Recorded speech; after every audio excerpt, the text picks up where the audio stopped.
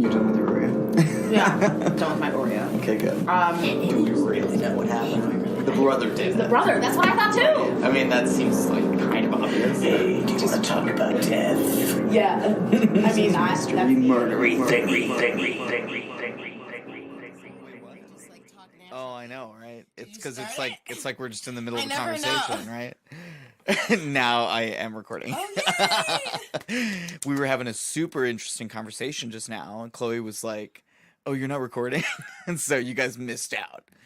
Will always be a mystery. It's a secret. Welcome to Mystery Murdery Thingy. I'm Chloe. I'm Mario. I'm the one with the podcasting voice. We were just talking about Exactly. that. That's what we were said it just was talking gonna about. be a mystery. Oh, sorry. I immediately gave away the mystery. But yeah, no, because I like have done like a lot of acting. Okay, whatever. Been doing No shows brag. since I was 16, so it's been a little while. No brag. About no 16 years. It's fine. And I definitely developed like a stage voice,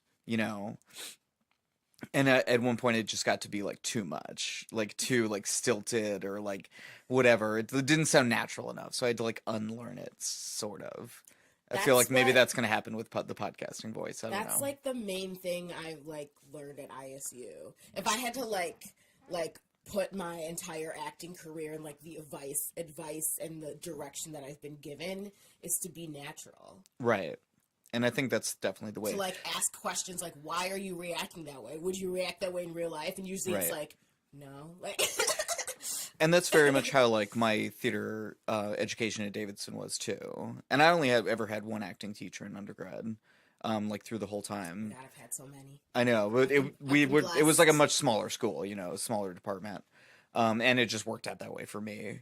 But anyway, he was always very much in the hard naturalistic mold of actors, where you're trying to like feel what they feel and like have empathy for that person. I actually feel like it started me thinking about a lot of stuff that we still talk about, like in terms of like connecting with people and like seeing things from a different perspective, like just experiencing stories in another person's like skin. It's like something that has a lot of power. Like that's part of the power of theater, right? Yeah. Sorry, got super philosophical. We're not talking about that at all today. Sorry, that's not like the topic for today or something. Maybe I could find like a good like theater murder mystery. Oh, like, you should. Next week or like a ghost. we should both do a theater legit mysteries theater next week. ghost. Yeah. Ooh, that's a topic, theater ghosts. Yeah, because You should do that next week. I don't think we have a theater ghost at ISU. In high school, we definitely had a theater Really? ghost. There were two. I've been in so many theaters where people claim to have theater ghosts. It's like a thing. You should definitely look into it. We're getting ghosty a little bit more. Okay, Yes, okay. Yes, I love that. I know, right? It's my favorite. We're very often getting a little ghosty. So anyway, now that we've had all of that discussion, I'm gonna go first. We decided. Yes. As you may or may not know, we decide randomly who goes first and who does not. Sometimes we It's decide just before, like- sometimes it's at It's the just time. like how I feel. Right, it doesn't matter. So I am doing this week the death of Marsha Mehran. Which is funny because I saw the tab up on your computer and I was like, oh, how did you know I was doing that? And you're like, what? I was just reading about it. Yeah. So I'm But glad I mentioned it. I'm glad you're doing it. Yes. Because I said I didn't think I'd really be able to flesh it out and do it justice. So. Yeah, it gets a little bit involved, and there's kind of a lot of background to her. Her story is super interesting. Yeah. She's like a super interesting person, so I'm definitely going to talk a lot about her. I think you kind of go heart to heart with the loners. I feel like I connected with her, definitely. And like I also just felt like, Which is why we connect too. Yeah.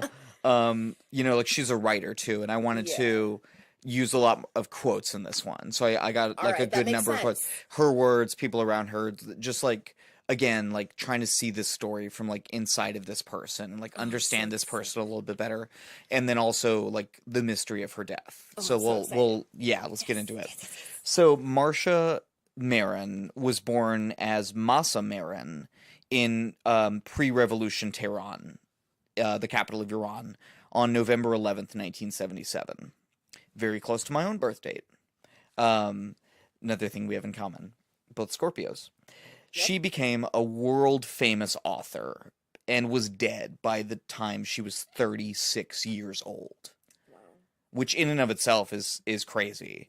And her parents were like just really hardworking people, just in the middle class of Iran, which there is a large middle class in Iran. There's a lot of poverty as well, of course, but in a what was then a very modern, very built up city of Tehran, that was very French influenced. There were people smoking cigarettes on the street, and Nice. dark cafes, and people drinking wine. But of course, all of that ended when the Shah was overthrown by Islamic fundamentalist radicals in 1979. And especially, what was especially kind of treacherous for the Mehrans about this revolution, right? Other than all the instability and the everything that came from it, was that they were part of the minority Baha'i faith, which was seen as heretical by the Islamists that took over. So they were in grave danger, and they needed to get out of the country. Yeah. So they started to plan, and they at first thought to seek refuge in America. So that was kind of the natural place, I guess, to go. But quote, the storming of the American embassy in Tehran upended their plan. So it was like the day they were going to go to Really? apply for their visas. The day before that was when the U.S. embassy was stormed, and all the Americans left. And Oh my god. yeah, we haven't had an embassy there since, Whoa, really? Well, yeah, I mean the Ayatollahs have been in power since 90s. They just had their 40th anniversary, actually, of the Iranian Revolution, which, by the way, has done no favors for the people of Iran, who are, I mean, obviously every country is special and every like culture, but the Iranian food, music, art, rug making, history, learning, like even to this day, they're one of the great centers of higher learning, which is why it's so tragic, of course, not to get too political, that, part of the travel ban, from our right. president was saying no one from Iran could come here, which is fucking ridiculous. Yes, there are obviously a lot of bad people, many of them in government in Iran, right? Like anywhere else, but especially in their government that took over at this point. But like, there's like hundreds of scientists and stuff that work here in America, and they're doing like important research on like finding the cure for cancer and stuff. Like seriously. Anyway, this is a little bit of the background. So this is kind of where Marsha Mehran is coming from, right? This is a little bit of like her history and her background, but she has like a lot of histories and backgrounds from a lot of different places. So with something that's going to keep coming up in her story is this kind of like continent hopping, globe hopping. She was like the ultimate globe trotter. She traveled her entire life all over the world constantly. Wow. And it started when she was 2 years old, when, of course, her parents did end up leaving Iran, not for America, but for Buenos Aires in Argentina, after a chance encounter with the Argentine ambassador. And Abbas Mehran, Marsha's father, describes it thusly. Quote, "One Friday night, we were invited to a dinner party by a friend whose wife was from Chile. We encountered the ambassadors of Chile and Argentina. We discussed many things, including our interrupted plan. That is when the Argentinian ambassador kindly offered help in giving us a visa. We left within 15 days for Buenos Aires." Oh, Close that's quote. awesome. Yeah, so they booked it out of the country. And like I said, this pattern of globetrotting would continue throughout Marsha's, tragically short life, which ended eventually in 2004 on a remote coast in Western Ireland. Right. So that's kind of where we're going to. But at least for a few years, from 2 to 6 or so, she was just a happy, little bright, precocious girl in her parents' new cafe, El Pollo Loco, the crazy chicken, which is what it was called in Buenos Aires. And it was pretty successful. It was Iranian themed, and they did pretty well for a while. And this also started a lifelong preoccupation with food, that would really influence her novel writing, but also would have a great influence on her life as well, and kind of her relationship with food, good and bad. This sort of idyllic existence, though, in Argentina was shattered once again when insecurity arose due to the Argentinian military junta that took over in the 70s. If you've listened to our episode about the disappeared children of the Argentine Dirty War, that's, we talk about this a little bit more. There was also, of course, a concomitant economic downturn, and there was also the Falklands War, which was a big theme in some of Marsha's writing later on, which was a war between Britain and Argentina over some islands off the coast of Argentina. And that forced the Mehrans to flee once again. This time they did get to America, though, where they lived in Miami at first. And things didn't necessarily get that much better at that point, actually, for the Mehrans.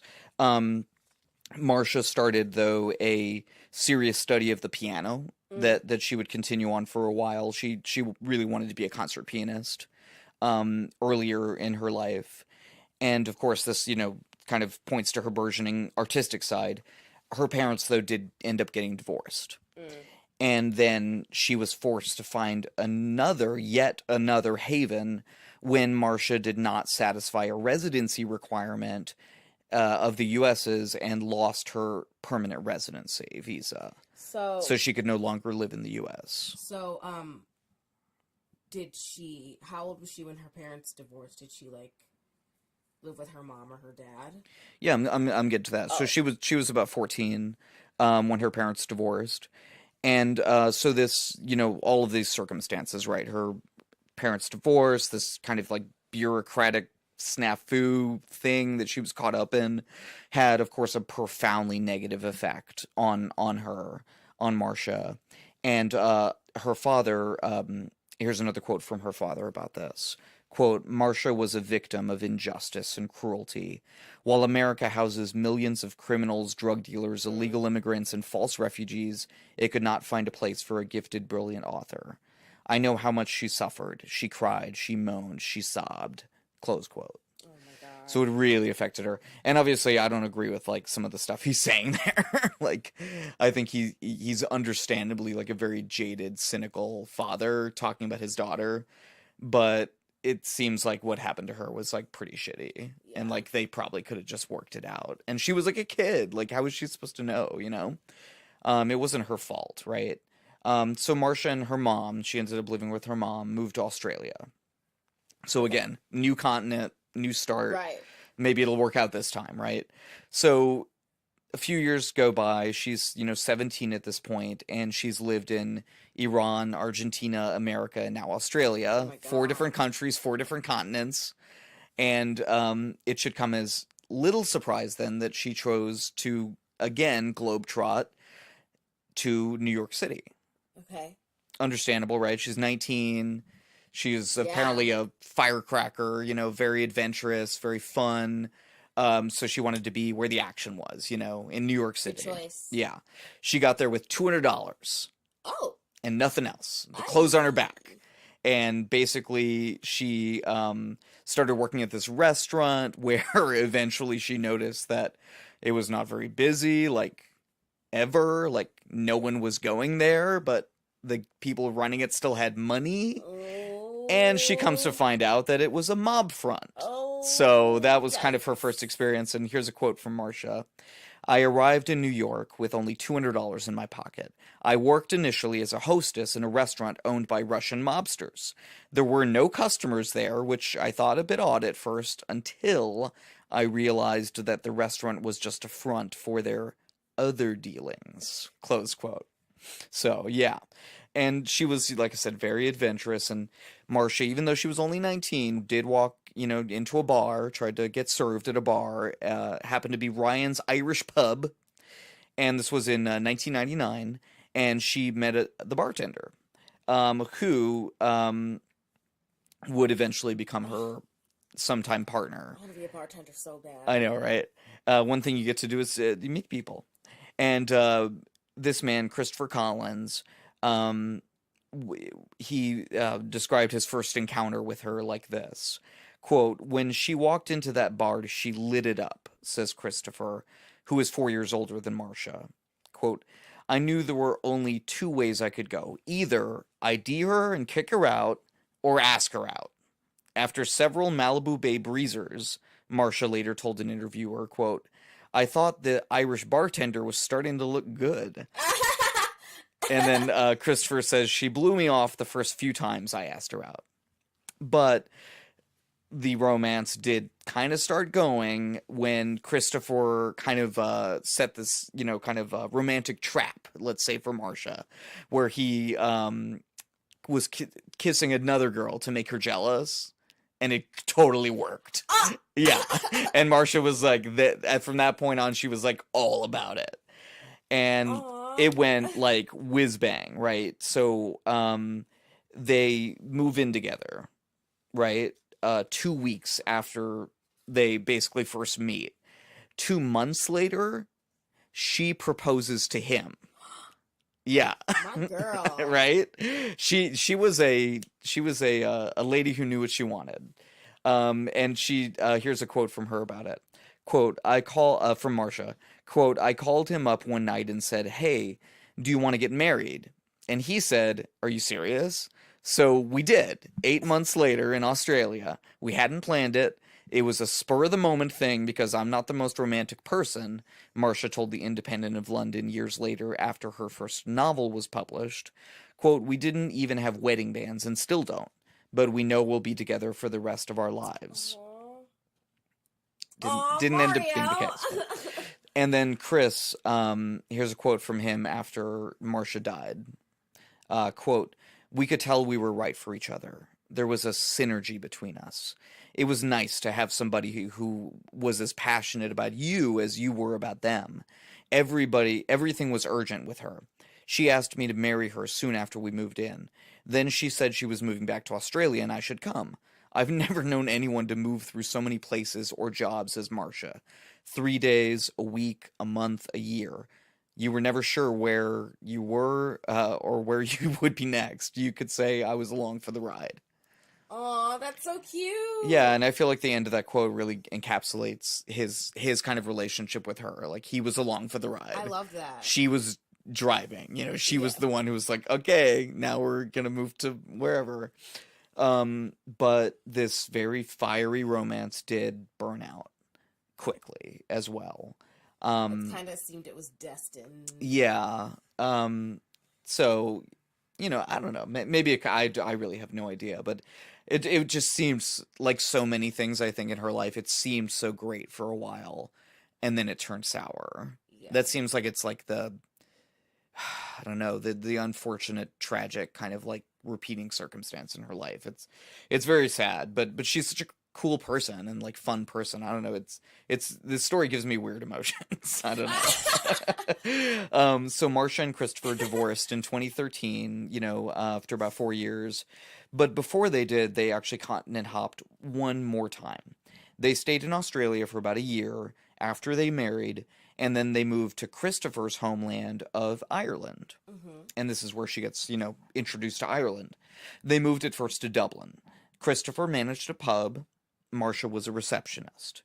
Marsha also started writing obsessively, which would also become a hallmark of her life. So that seems kind of random. What? That she just randomly started writing? I mean, she had always been interested in writing. She wanted to be a concert pianist. I guess at some point she decided she wanted more so to be a writer. Yeah. But it was always going to be something artistic. She always knew she wanted to be an artist of some kind, I think. So she also started, though, becoming kind of a loner at this time, which also became a theme. Because Christopher would be, staying out late, managing this pub, closing it out, staying till whenever the drawers get counted, right? And then she would be there writing at home by herself, binging on Haagen-Dazs, which she also loved to do. And she started writing a short story that eventually became a novella, that eventually turned into a novel. Yes. And she just kept writing, right? And Marsha describes the instant that she knew that she would be a writer. Quote, I was walking across the Millennium Bridge, a pedestrian bridge in Dublin, one day when it suddenly hit me like a lightning bolt. I know that this sounds really cheesy, but it was an epiphanous moment. I stopped and looked around at the beautiful lights and the people walking past and said out loud, I'm going to be a writer. From that moment on, I really pursued it with drive and commitment, and I eventually found an agent who I instantly liked and was interested in representing me. Close quote. So that was kind of how it happened, according to her. Yeah, and just a fuck ton of hard work. So, okay, Marsha moves back to New York with Christopher. Okay, so New York, Australia, Dublin, back to New York. And is 6 weeks away, okay, from giving her first book to the publisher. And astoundingly, she decides, after reading through the drafts again, that the first book that was what's supposed to be her first book, right, quote, was depressing and dark. And I realized that if I wasn't touched by it, no one else would be, close quote. Oh, wow. So she got up the next morning and started writing a new book. What? Completely new book. From scratch. And this became Pomegranate Soup. And she wrote it in 6 weeks. And it became world famous and launched her career. Wow. From scratch. I'm like... Shook, right? So... I can't even, like, say I know, anything. right? She was brilliant. Truly brilliant. And she worked obsessively. Again, could be good, could be bad, right? Gives you a book, it makes you a star, but does it also slowly kill you? I don't know. I guess we'll maybe dig into it here a little bit. So, yes, this would kind of be her existence for the remainder of her 36 years. Her agent loved the book that she produced in 6 weeks. It became her claim to fame. She published it in 2005, again called Pomegranate Soup, and it was through this book and her association with Christopher that her connection to the remote western coast of Ireland and its mystical mountain, Croagh Patrick, was cemented. Apparently this is a very mystical mountain, Croagh Patrick. Croagh Patrick is a 2,000 or so foot tall mountain on the coast of Ireland, and on the extreme western coast of Ireland. And it serves as a pilgrimage site, as its mythical, it was the mythical site of fasting and prayer by St. Patrick in 441 AD. Okay. And its religious significance also may predate Christianity. So that this has been a site that people have recognized that has some kind of mystical aura for a long, long time. And Marsha also felt this, and she talked about it. Quote, the mountain quickly came to inhabit my imagination. Its dispassionate presence is so powerful, so evocative, that along with the smell of peat fires, the spirited fiddle sessions, and the cracking humor of the Irish. Close quote. So she was really getting into this place, you know. I mean, yes, she was from Iran. Yes, she spent a lot of time in America, in Australia, but somehow it seemed like the western coast of Ireland was just where she was meant to be. That's it was satisfying. Yeah, it was like she her was just spirit. kind of soul searching for so long, you know. Yeah, she was like a lonely fisherman standing on a pier, you know, looking out into the ocean, Oh, wow. In her Did you soul. read that somewhere? No, I just came up with it. You're welcome. Okay, so her professional career, like I said, taking off, doing really well, right? But Christopher and Marsha's marriage ended in 2005. And what little balance that he had provided to her went away. And she became even more obsessively into her writing and into binging on food. And eventually she published another novel. And then she was going to publish another novel, right? This is what you do. You get a contract, you write novels. Because this was her life. Again, like, she had no other choice. She had no other backup plan. Like, she was going to be a writer one way or the other. And her third novel that she was working on at the time of her death, the Margaret Thatcher School of Beauty, it was pretty much all done. It was a magical realist novel dealing with the Falklands War, so getting back to that subject matter. And the writing process took a physical toll on Marcia. She describes it like this, quote, "I've spent the last 5 months working on the edit. Hardly a night has passed that I have not woken up midway through sleep, body drenched in sweat, heart beating out the rhythms of some ancient tarantella inside my chest. I looked like I had aged 10 years, eyes drooping, skin ashen, a vague recollection that I had not washed my hair for a week straight." Wow. Close quote. Yeah. So physical dissipation, mental instability, these started to really haunt Marcia, reportedly for the last few years of her life, and Croagh Patrick and the salty sea air, right, were her constant and usually only companions while she furiously tapped away on her laptop, cooked, ate, did not keep her living quarters well kept, apparently. Her ex-husband, Christopher, described her increasing isolation, quote, "Marcia was battling her own demons. I think she lived some of the fantasies that she wrote and withdrew from real life. It was difficult to watch. The people she knew, she pushed away little by little. She could never accept help. It was one of her strengths and one of her greatest problems," close quote. Yeah. And that seems like something about Marcia too, that her greatest strengths were her greatest weaknesses. Yeah. What made her world famous also seems to have led to her demise. She's just a tragic person. Yeah. You know what I mean? Yeah. So the town of Lecanvey, which is where she was, right there under the shadow of Croagh Patrick, became Marcia's last home. After living on so many continents, being immersed in so many cultures, it was the culture of small town, 3,000 people, western rural Ireland, that was her final, resting place. And the last communication that Marcia seems to have made on Earth was with her landlady, who inquired about unpaid rent, which apparently she had not paid in some time. And this is from the Irish Times, quote, "In a statement read to the inquest, Mrs. Walsh said that on April 12th, Miss Mehran sent her a text, quote, 'Teresa, I have been vomiting blood for the past few weeks. I'll get back to you in a few days to see what I am going to do about things. I am still pretty sick,' close quote," it read. So yeah, clearly she was in some kind of physical ailment or distress of some kind. Oh my God. But this is essentially the mystery, is what happened during this period.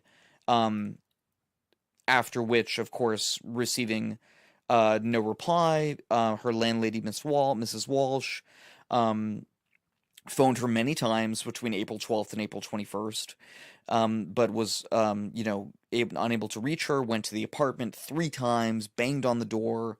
No one came to the door. Oh, wow. On the final occasion, April 30th, she once more banged on the doors and windows. After failing to get a reply, she used her key to gain entry and found Marsha Mehran dead, lying on the floor, face down, surrounded by a horrible scene, of, disarray, and wearing only a woolen cardigan. She then called the police, the Gardaí, as they're called in Ireland. Mrs. Walsh told the inquest that any time she had called to the apartment previously, it was generally messy.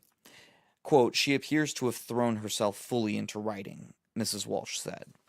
And that's according to the Irish Times. A consultant pathologist, Dr. Thomas Nemeth of Mayo General Hospital, County Mayo, Ireland, performed the post-mortem. However, Dr. Nemeth's work was severely hampered by the state of decay. Oh, okay. How long was it? Like He a couple estimated weeks or that something? Yeah, he estimated that her body had been there for 6 days. Oh, okay. Clearly, Marcia had also been sick in the weeks before her death. She describes vomiting to her landlady as well as others. But we don't know. She had a history of gastrointestinal issues as well, so it seems to obviously have had something to do with that, right? And that not maybe being handled properly.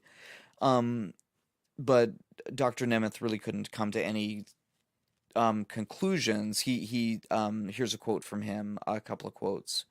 No convincing and satisfactory histologic or laboratory evidence supports this theory, but he says that the cause of death cannot be based. But he feels that it might be inflammatory bowel disease, which resulted in an electrolyte imbalance, which apparently, if that happens, you can die like very quickly.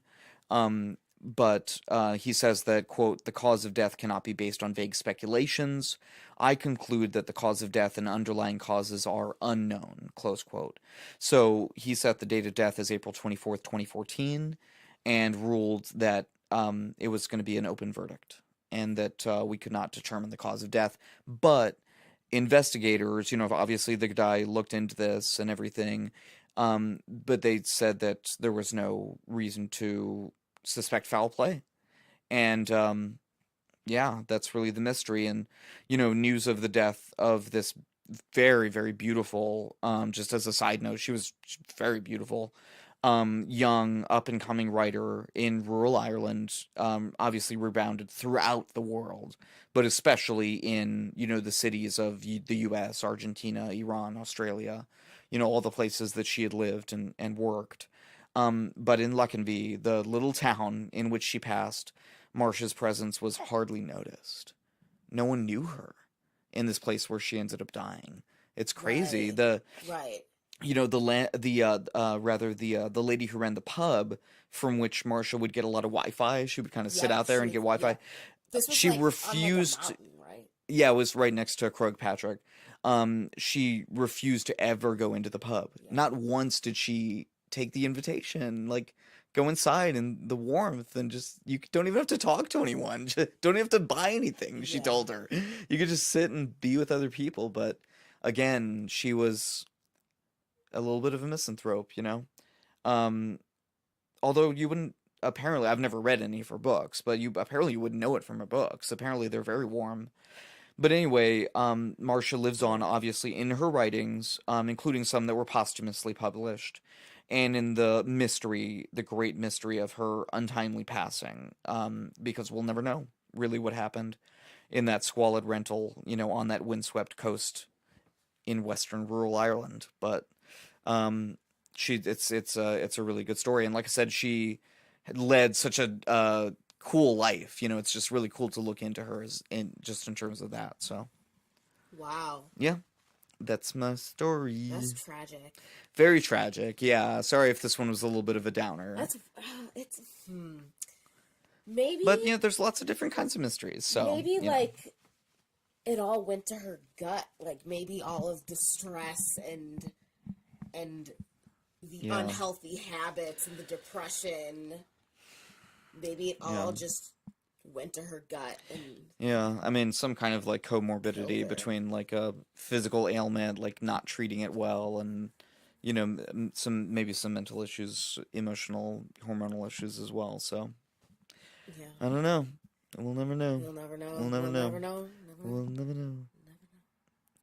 You'll never know. That's the theme right. of the podcast. Right. If you didn't catch that vibe. Yeah. If you like getting clear answers, don't come to this podcast. That is not what we're here for. All right. Okay, all right. What you got? Mine's a downer as well. Okay, good. We'll do some theater mysteries next week, and for sure, we'll get back to something a little happier. So, I found an article called "Who Killed the Jeff Davis 8?" and it's an article on Medium.com by investigative journalist Ethan Brown. And out of all the articles on this case, this one was the best because there was true investigating done that nobody else had done.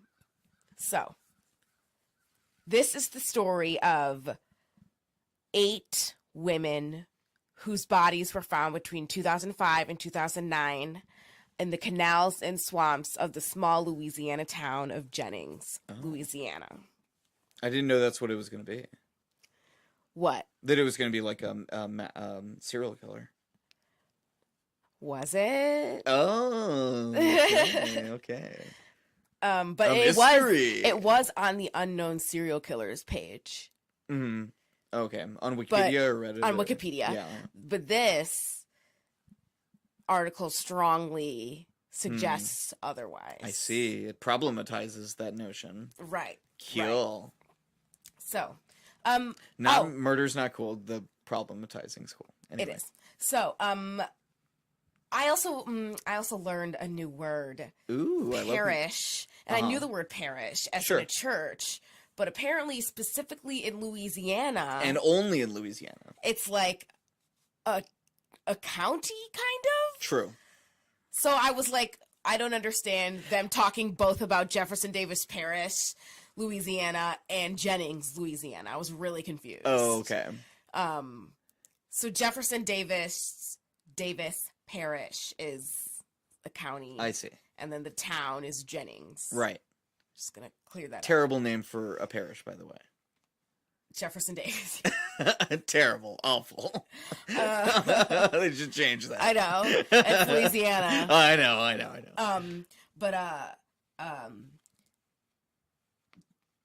They're called the Jeff Davis 8 and also the Jennings 8. Okay. This article referred to them as the Jeff Davis 8. I see. So, May 20th, 2005, 28-year-old Loretta Lynn Chasen Lewis was found under the bridge over the Grand Marais Canal, clad in blue jeans, blue panties, and a white short-sleeved blouse. Her body was decayed, but showed no evidence of injury aside from a small patch of blood under the scalp. She was the first one found. The other victims are Ernestine Marie Daniels Patterson, who was 30, Kristen Gary Lopez, who was 21, Whitney DuBois, who was 26, Laconia Muggy Brown, who was 23, Crystal Shea Benoit Zeno, who was 24, Brittany Gary, who was 17, and the final body of Nicole Guillory, 26, was found off Interstate 10 in 2009. So from 2005 to 2009.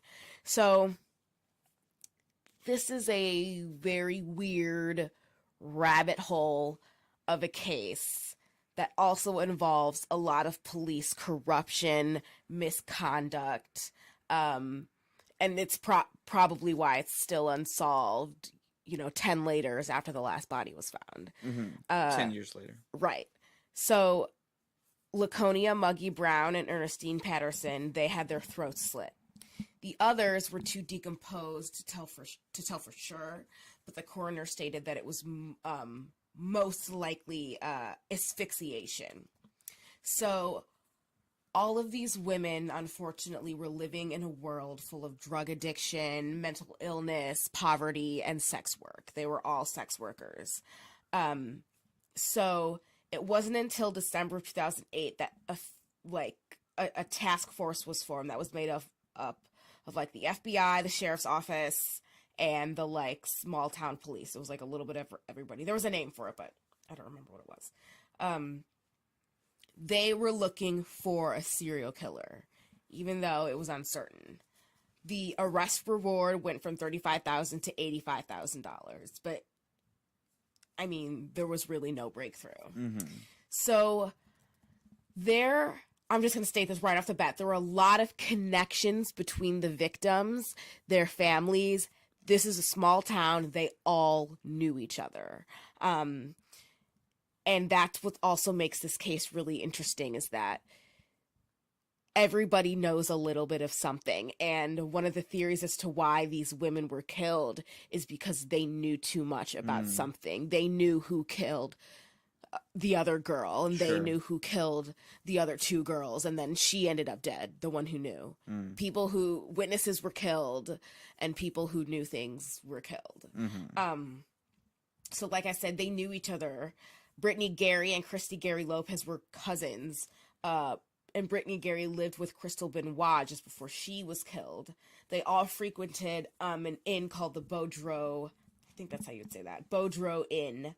So the inn was definitely one of those pay by the hour kind of sleazy inns. Love Shack, baby, Love Shack. A little darker than a Love Shack. Dark love shack. Yeah, dark love shack. It was like a hot spot for Right. sex trade and lots of drug trafficking, because this is I-10, so it's 400 miles long and it connects Houston to New Orleans. So huge hot spot for drug trafficking, specifically cocaine and marijuana. There was, and the Boudreaux Inn was like just one of the stops along the way. So each victim has different suspects, but then again, all of those suspects are connected, know each other, know the same people. All of the victims, except for Ernestine Patterson, were connected to a 58-year-old man named Frankie Richard, who owned a strip club. He used to be a pimp. Now he owns a strip club.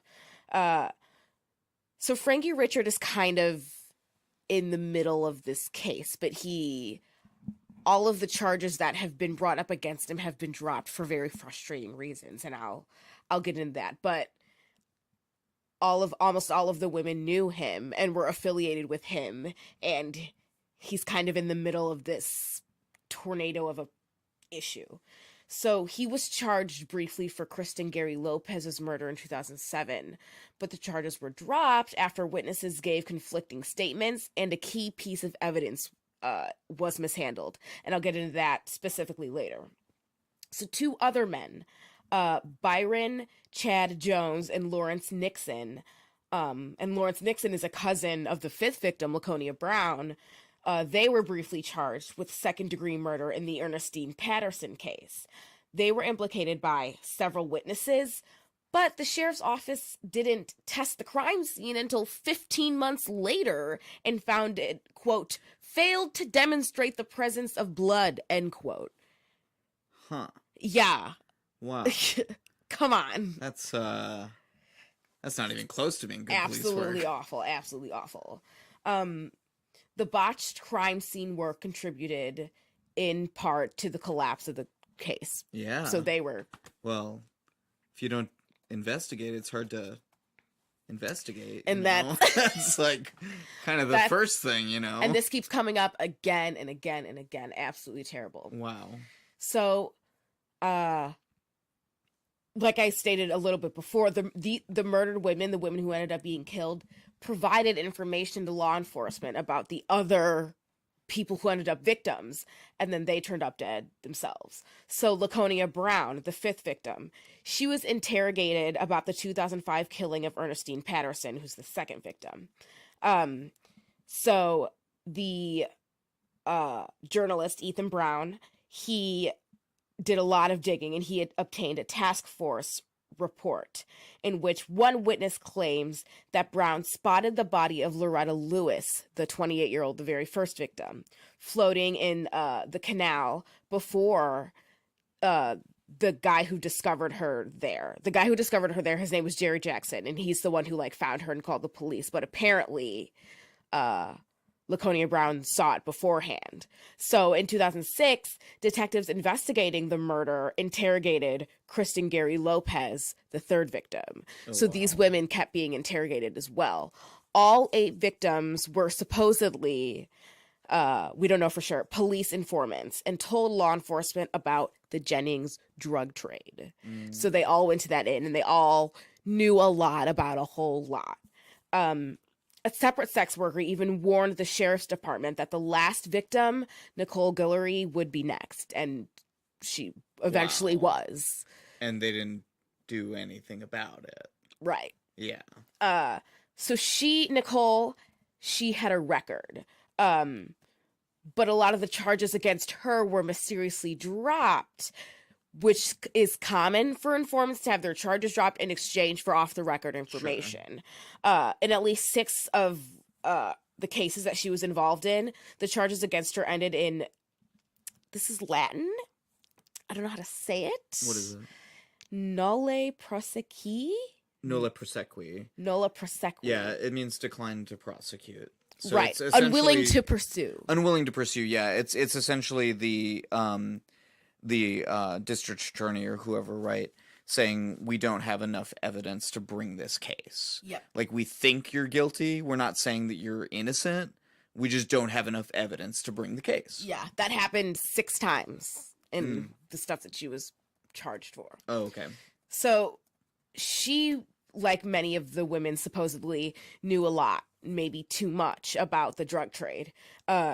So in the weeks leading up to when she died, before she died, she was really paranoid. She was definitely afraid of someone or something. She claimed that she knew who killed the others as well.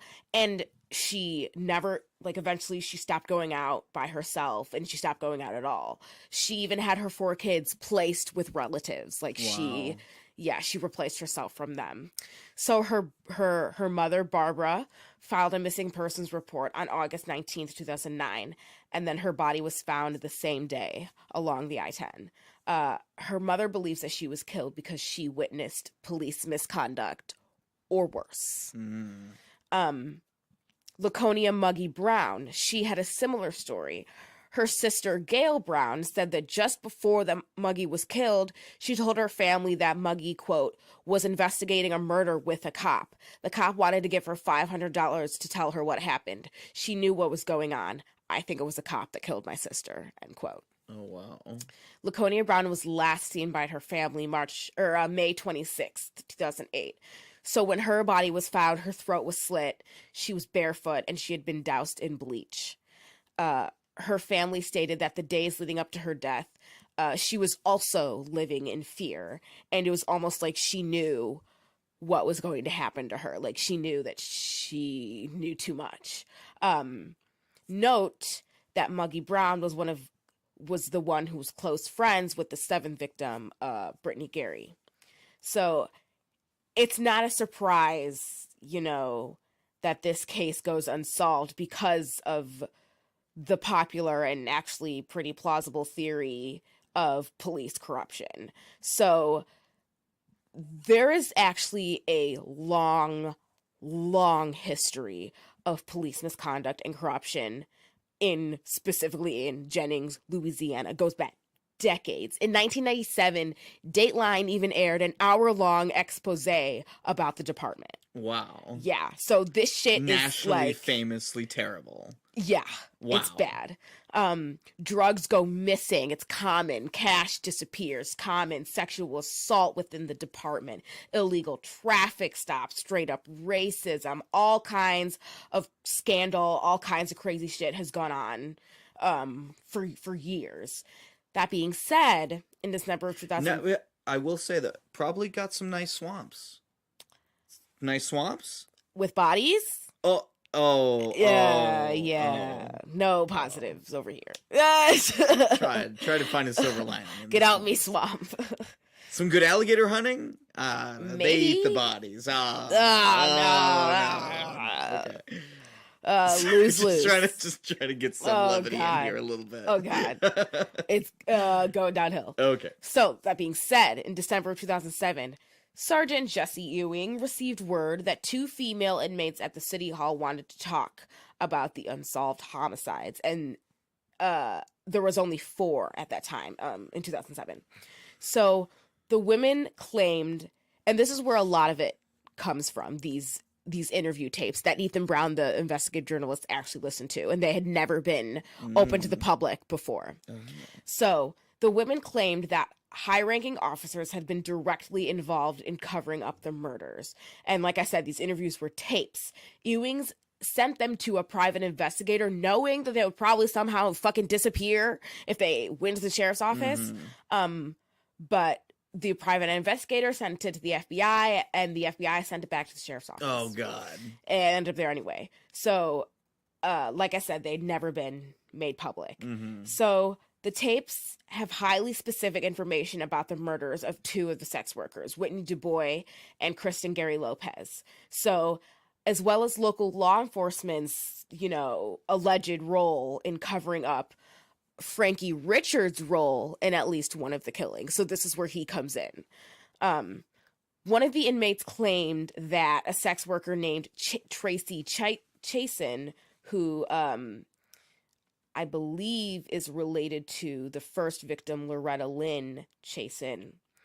One of the inmates claimed that she had told her that she was there that night, that Richard and his niece Hannah Connor killed Whitney Du Bois. They'd all been getting, so this is what she says. She says they'd all been getting high, and when Du Bois refused Richard's sexual advances, he got aggressive. He started punching her, and the niece, Hannah Connor, held Du Bois' head back, and they drowned her. Tracy Chasen gave police a similar story as the inmate, which led to Richard and Hannah being charged with second-degree murder. So this is the charge against Richard. Kristen Gary Lopez one of the victims was intellectually disabled. She received supplemental security income checks every month. She when she was growing up, she participated in Special Olympics events in Baton Rouge, and she considered Frankie Richard a father figure and used to call him Uncle Frankie. So Frankie Richard admitted to Ethan Brown that he was with her and Tracy partying in a rented motel room. And he claimed that he had suspected them of stealing and that he had thrown them out. Kristen Gary Lopez was found March 18th, 2007, floating in a canal, which matches more of what the inmate said about her being drowned. Right. The inmates also talk about a conspiracy between Richard and a top sheriff's office investigator to destroy evidence. So the inmates said that Frankie Richard put Lopez's body in a barrel and then used a truck to move it. This truck was purchased by Warren Gary, the chief criminal investigator, and then the body was discarded. He used the truck to discard the body. So apparently Frankie Richard and Warren Gary were good friends, and he knew all about the killing. Warren Gary cleaned the truck and sold it. So that was the missing piece of evidence. Oh, okay. Was the truck. He was later fined and taken off the investigation, only to be promoted to head of the evidence room. Of course. Yeah. What? Terrible. Fucking awful. And Tracy, it's just bad. It's just bad. It's it never ends. Yeah. Tracy, she was the witness who kept changing her story, resulting in the drop charges. So the lost evidence was the truck, and Tracy was the witness. That resulted in the drop charges. So, put simply, the statements from the two female inmates portrayed Richard and his associates working with the sheriff's office to get rid of evidence in the Kristen Gary Lopez case. But the sergeant who took the statements was forced out of his job, and so all of it was ignored by law enforcement. So, I'll finish up with one final theory. On April 19th, 2005, an informant tipped off local law enforcement that there was, quote, ongoing narcotics activity at a particular house in Jennings. So according to the investigators, the informant said that two people who were on probation were there, including Tracy Chasen. So the next day, just after 10:20 p.m., a team of Louisiana probation and parole agents, Jennings Police Department detectives, and an investigator with the Parish District Attorney's Office, they raid the house, they burst through the front door, and they found dozens of drug users crowded inside the living room. Then, probation and parole agent John Briggs Becton encountered Leonard Crochet? Crotchet? Yeah. No, I would say Crochet. Crochet, it's Louisiana, yeah. Yeah.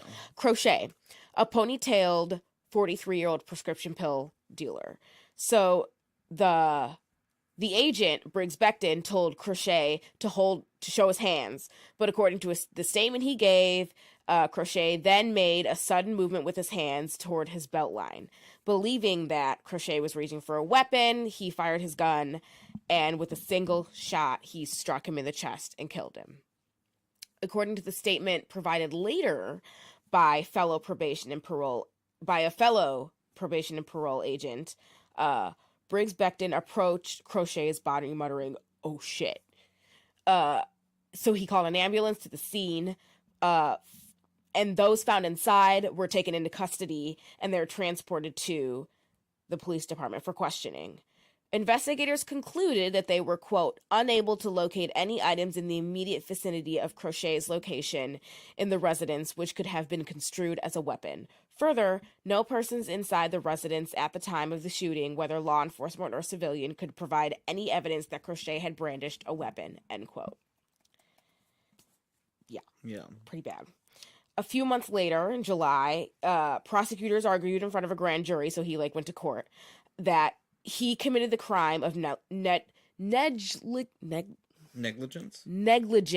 homicide. Negligent homicide. Sure. Negligent homicide.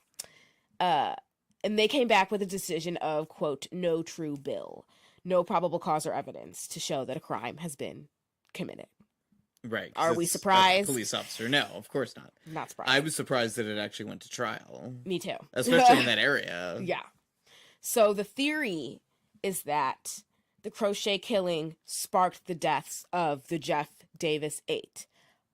All of them were present in the house when he was killed. Oh my God. The girls ended up being killed maybe because they saw something they weren't supposed to. Right. So Frankie Richard even connected the killing to the murdered women. Quote, he says, quote, most of them girls was at a raid when the Crochet boy got killed. Most of the girls that are dead today were there that night, end quote. The witness list includes, so Ethan Brown got a witness list, and it includes the third victim, Kristen Gary Lopez, along with a man named Alvin Bootsy Lewis, who, like I said, everybody's connected, who's the boyfriend of the fourth victim, Whitney DuBois, and also the brother-in-law of the first victim, Loretta Lewis. I'm telling you, man, small town, Loretta Lewis. So, his name was on there, and a man named Harvey Bird Dog Burley, who later told Du Bois's older brother Mike that, quote, I'm close to finding out who killed your sister, end quote, and was then found stabbed to death in his apartment. His murder also remains unsolved. Wow. Yeah. So the killing started after Crochet was killed. Mm. So that's what I've got on the Jeff Davis 8. That's quite a mystery. Crazy story, right? Yeah. So my sources are the Medium.com article by Ethan Brown, a New York Times article by Campbell Robertson, Rolling Stones article by Katie Drell, and some Web Sleuths forums. Cool. I forgot to do my sources, so I'm going to do them now. Yes. Okay. Sinead O'Carroll at The Journal in Ireland. Matt O'Brien, Mercury News, Wikipedia. Carolyn Kellogg at the LA Times. Jennifer Newton at Daily Mail. Jason Murphy, RTE. An Iran Times story. Tom Scheel at Irish Times. Kahal Milmo at The Independent. And Abbas Mehran on MarshaMehran.com. Cool. That's it. Yes. Cool. Did you have any weird shit in the news? No, but I have good shit in the news. Ooh, I love it.